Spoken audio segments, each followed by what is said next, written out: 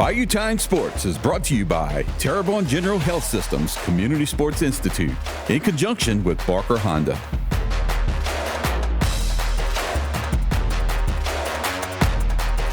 Our first inductee of the night, the 2024 Hall of Fame, Mr. Brandon Brown.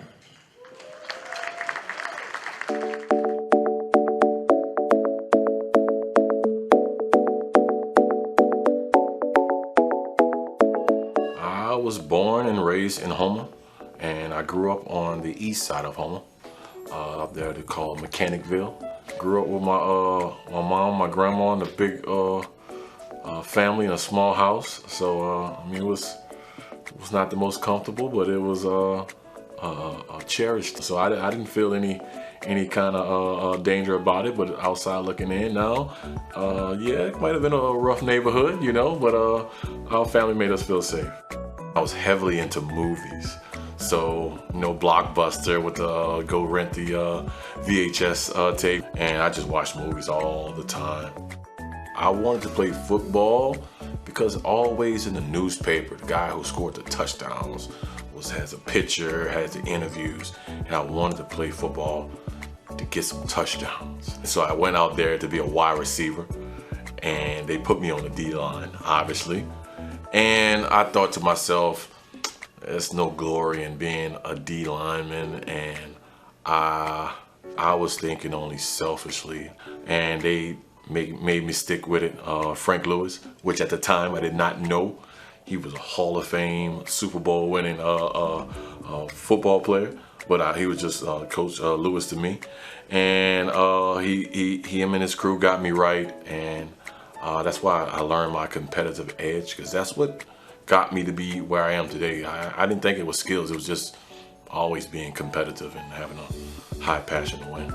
You know, back in high school, my people who I looked up to was just a few years older than me. Pete Burks and my uncle Jerome Amaker, you know, the running back. Those are the guys I wanted to be. No professionals, no college players. It was, you know, those varsity football players I wanted to be like. I didn't play up until trying out for the basketball my 8th grade year. I didn't play basketball before, maybe on the park and whatnot. During that season, I rarely played. And unfortunately, due to grades in my 9th grade year, I did not play. Didn't play varsity at all during my 10th grade year. I was lazy.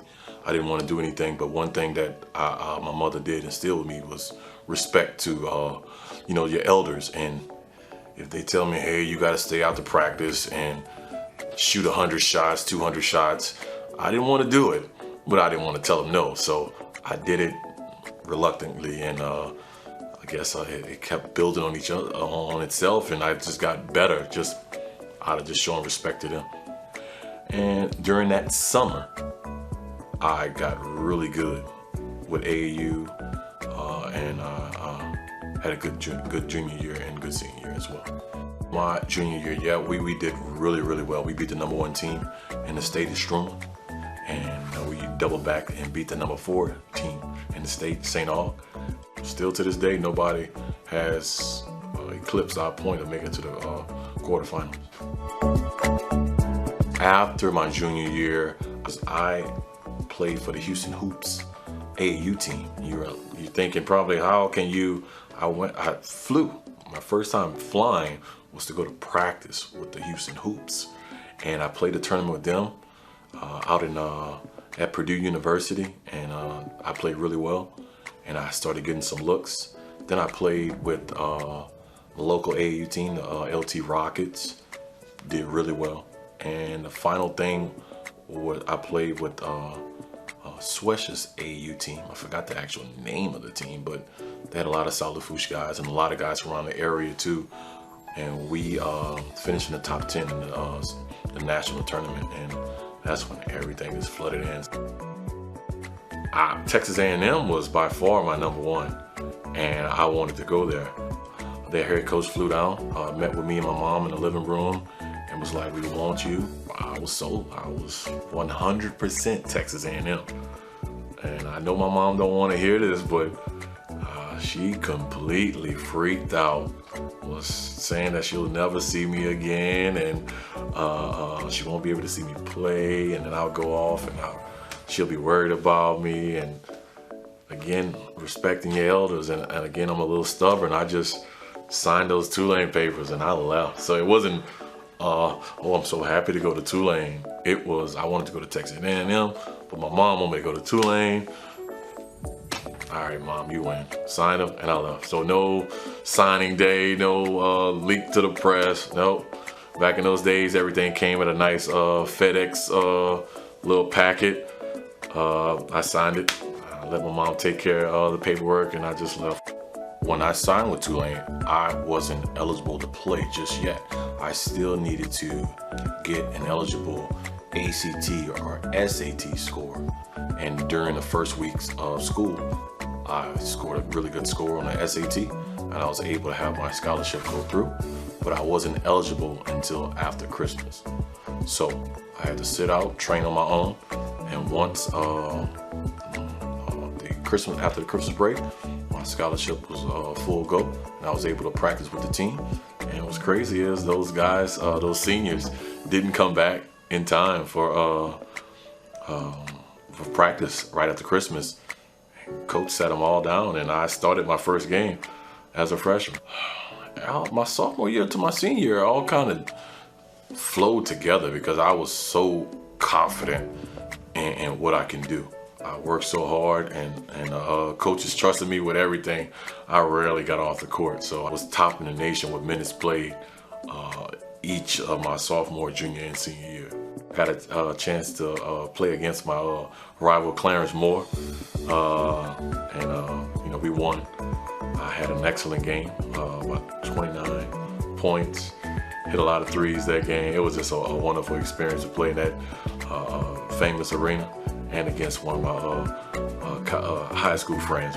I say a rival, but we're good friends.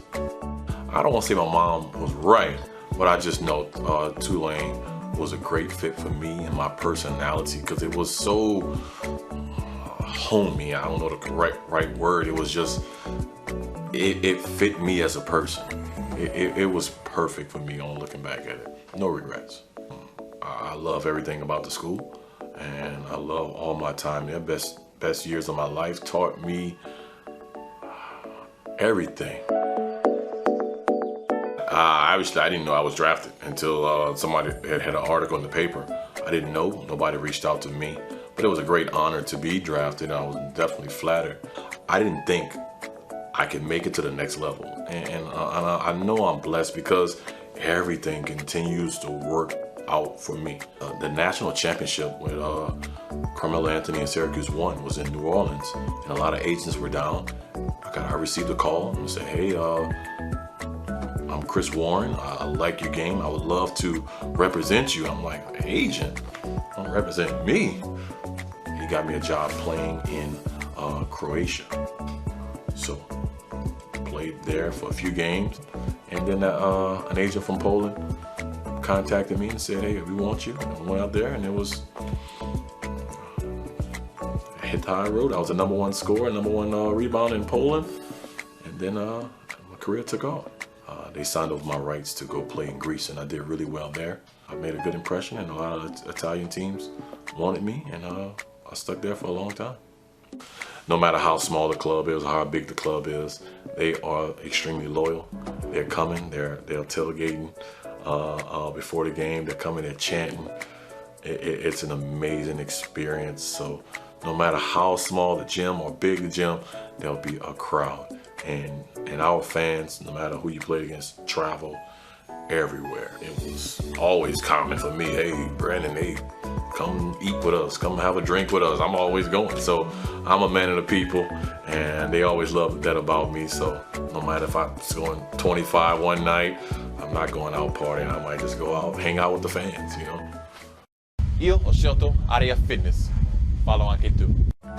Each and every game was super competitive, and I enjoyed my experience there. And then a lot of NBA guys come out of there too. So I mean, you're playing against some elite competition.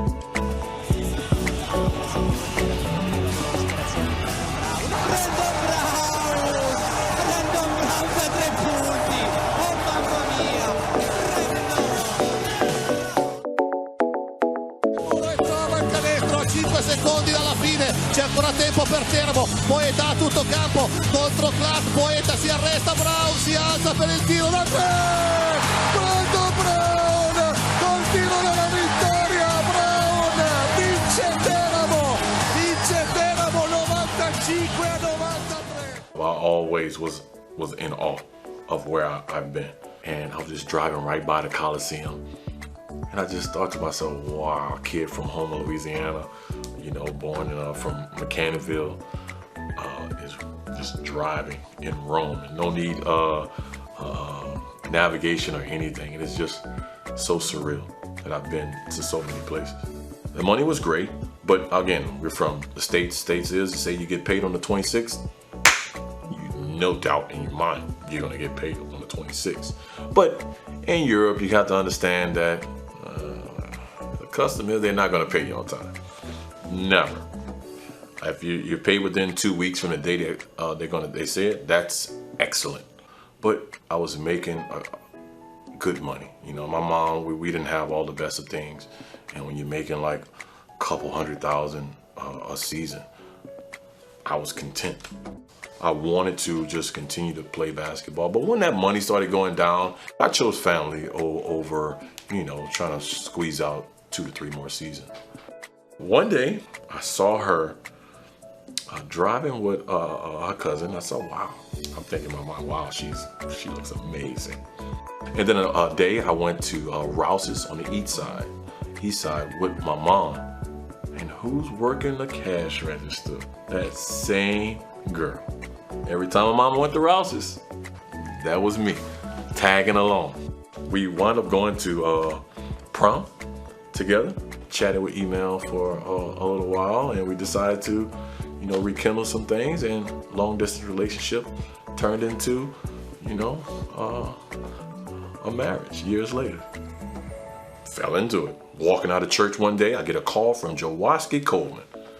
I'm a big, tall, black dude, you know, you asked me to come to Vanderbilt. I don't want to scare anybody. I don't want my passion for the game to get misconstrued anyway. And he was like, no, look, whatever you're thinking is totally not that. Come on, give it a chance. Just come meet with me at Vanderbilt right now. So I go talk to him. He explained it to me. I'm like, look, I trust you. I'll give it a shot. And I couldn't have been even more wrong. I was dead wrong. Those girls are some of the best kids I ever worked with. No, I'm not the best kids I ever worked with. Love them to death, even to the day. I enjoyed my time there, and all the memories and friendships with the parents and the players that are lifelong.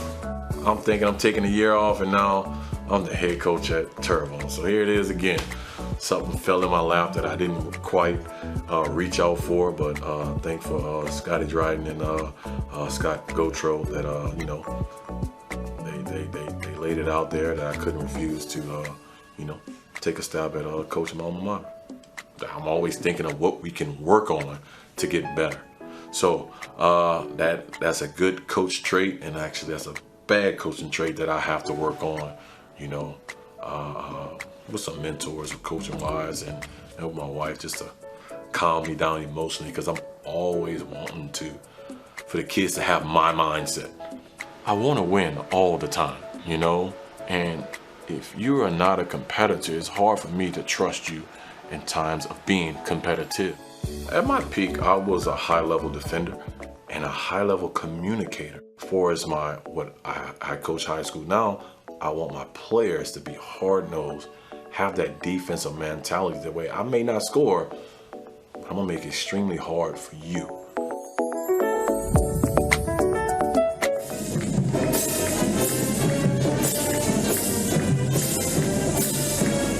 Thank you for everybody for even just putting that together. Thank you, Mr. Gravois, and his network of people he got working with him. Thank you, God, for just allowing me to exist. And I'm going to spend this time. I know that whole little section of the video and pictures is about me. I'm going to take a time out to talk about the people that helped me along the way, because I'm definitely a product of the village. You know, it takes a village to raise a kid, and a lot of hands were were put on me, so to speak, to support me, to get me along this way. So, definitely thank God He's the head of my life. Thanking my wife, y'all saw how beautiful she is, and she's over there, and my son Trendon. I'm very thankful for my family and my network of friends, my mom, my dad, all the support along the way, my brothers. Come from a big family, and even though that we didn't have all the best things, I had the best family for me. So that got me to be a humble, a person of perseverance and uplift. So without them, there would be no Brandon Brown. I just want to give thanks to Mr. Willie Coleman, who got me along this journey of being a good basketball person, a good basketball player, just of being an overall good person. Taught me how to cut a steak. I remember that day. That's a core memory, Mr. Willie. At Ryan's, I don't know if you remember that. Taught me how to cut a steak and tie a tie. Those are the things that I remember. Leroy Vidros, his family, he passed away. His family's over there, and Miss Monica. They really, really got me into basketball. It was my first time ever playing on a team in TPR, and just taking a big old kid, big goofy kid, and putting them on that path to playing, because I got a late start. I didn't get started playing until I was 13 years old, and 2.5, 3 years later, I'm getting college letters. Mr. Ronnie Pico and his family, Miss Kathy Pico and their sons, they just overall good people, and got me along the way. And you can see how I talked about I didn't make the grades my 9th grade year, and I struggled with that. But I had so many people help me along the way. My mom worked a lot, and my dad worked a lot. And when I was at home, the people who also poured into me and got me to be the person I am is my hero. Is my older brother, Torrey Brown. Because my mom had 6 boys, and he's the oldest of everybody. He might be the shortest of everybody too, but my big brother's my hero, and I want to be like him even to this day. I'm just grateful to be a part of this induction, 2024 induction year, and I'm just speechless. I just can't even imagine how I even got here to this day. But I'm grateful, and I thank you all, and just God bless everybody. Thank you. Wow, what a storied career growing up. And God didn't even want to play basketball at first. He wanted to play football. He wanted to be a receiver. He wanted the limelight. And then running into guys like Frank Lewis and other people that helped to mentor him. And it all started then, didn't it? Oh, of course, because, like you said, I really didn't want to be who I am today, and I'm so thankful for all the village, so to speak, that helped me get to where I am and got me on the path to success, so to speak. All conference at Tulane. You had a great career. And so it didn't work out too bad, did it? No, it was great. I looking back, and I thought I played really well, but in the midst of, I just worked so hard and kept my head down, because I was just so scared that I wasn't performing as well as I thought I was. So looking back, I'm amazed at how much I did and where I rank in the Tulane with points and rebounds and minutes played. So even my professional career, all the points I scored and rebounds I scored, and it's an amazing feat. He used to go party with the fans, not the player. He'd go with the fans With the fans. Eat and drink. You love the fans, didn't you? Of course, because I'm a man of the people. I use the term, I'm a blue collar guy. I don't like to think of myself as a celebrity, so to speak, when I was playing in those cities, and when I just made myself one of them, they embraced me more through my ups and my downs. So I can go back there today, and they would love me. What's tonight mean to you, Brandon? It's just a culmination of all the hard work. I try my best to highlight all the people that lift me up, because if, again, like I say this all the time, it was up to me, I wouldn't be here. I'm so far down the list from my success, and I really want to just highlight the people who have just paved that way for me. But Brandon, congratulations Thank on you. the night. Congratulations on your career, and congratulations how you held yourself up to a high standard. I appreciate it. Thank you. All right. Thank you, Thank sir. you.